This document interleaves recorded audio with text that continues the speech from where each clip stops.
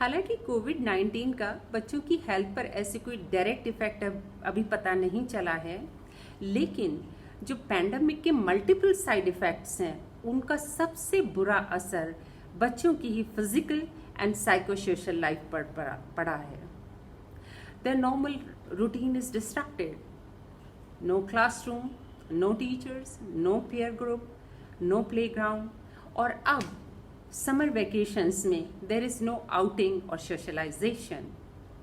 So children are anxious, they are bored, they are fearful, their eating habits have changed and their screen exposure time has increased. और सबसे बड़ी बात तो बच्चों को डर है कि उनके अपने पेरेंट्स या अपने किसी दूसरे प्रिय को कोविड-19 ना हो जाए। दूसरी तरफ पेरेंट्स के अपने अलग इश्यूज हैं जो कि बहुत ही जेन्युइन है। The biggest concern is finance and job, then they have to take care of children, their home schooling, house chores, so they are also quite frustrated. ऐसी स्थिति में पेरेंटिंग एक बहुत बड़ा चैलेंज हो गई है। You have to keep a balance between parenting and the current situation which we are facing right now. So I'm going to give few suggestions and I hope it will help you.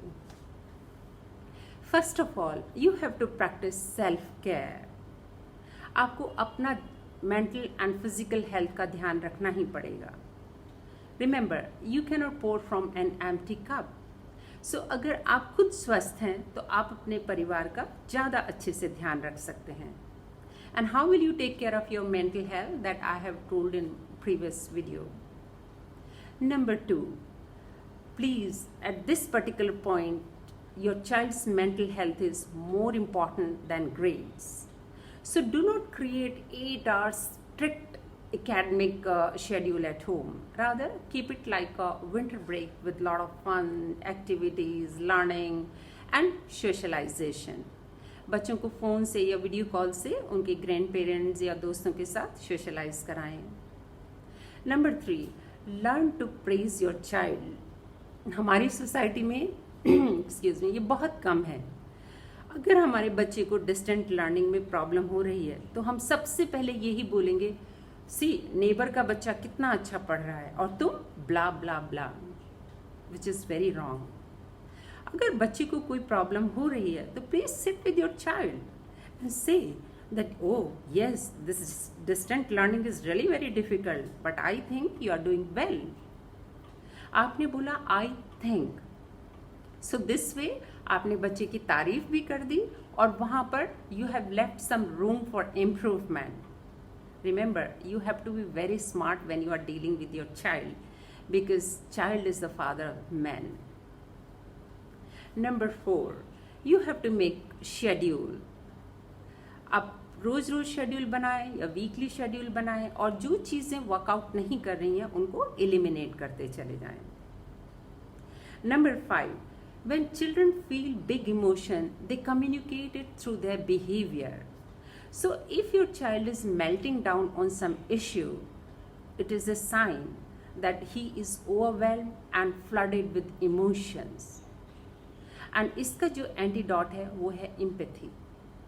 तो अगर बच्चा कुछ emotional problem tantrums दिखा रहे हैं, so instead of saying मेरे बच्चे my child is giving me tough time, आपको कहना होगा my child is having tough time, and it will definitely help. You can try it out. इसके अलावा आप इमोशनल चेक पॉइंट्स बनाइए. You can check your child's emotion time to time, and you have to validate your child's emotion. Give an extra hug to your child. एक calming menu बनाइए जिसमें कि आपके बच्चा अगर लो फील कर रहा है या कोई और फैमिली मेम्बर लो और डिप्रेस फील कर रहे हैं तो उनसे पूछिए कि उनको किस चीज़ से अच्छा लगता है, किस चीज़ से उनका मूड ब्राइट अप हो जाता है. मे बी किसी बच्चे को पेट के साथ खेलकर अच्छा लगता है, किसी को कार्टून देखकर अच्छा लगता है, और किसी को अपनी मदर को हग करके अच्छा लगता है. तो आप अपनी पूरी फैमिली मेम्बर्स से उनका कामिंग रेसिपी मांग सकते हैं कि किसको किस चीज़ से, अगर जब डिप्रेस होते हैं तो क्या करने से अच्छा लगता है. और अब इस आगे मतलब बिकॉज पैंडेमिक के बाद भी आपको अपने बिहेवियर में 2 सोशल ट्रेट्स तो लाने ही पड़ेंगे. पहला है एक्सेप्टेंस, जो कि आपकी वेलबींग के लिए बहुत ज़रूरी है, और दूसरा है ग्रैटिट्यूड। ये भी बहुत ही इम्पॉर्टेंट है। अगर आपकी सोशल बिहेवियर में ये दो ट्रेट्स आ गए तो आई थिंक ये आपकी मेंटल हेल्थ को बहुत पॉजिटिवली इफ़ेक्ट करेंगे। और एक चीज़ ध्यान रहे कि बच्चे जो हैं वो देश की पूंजी हैं, वो देश का फ्यूचर हैं। So as a parent and as a citizen, it is your responsibility to take care of your child. Here I would like to request fathers that please give a hug to your child, and remember, this will also pass. So try to remain happy, be alert, be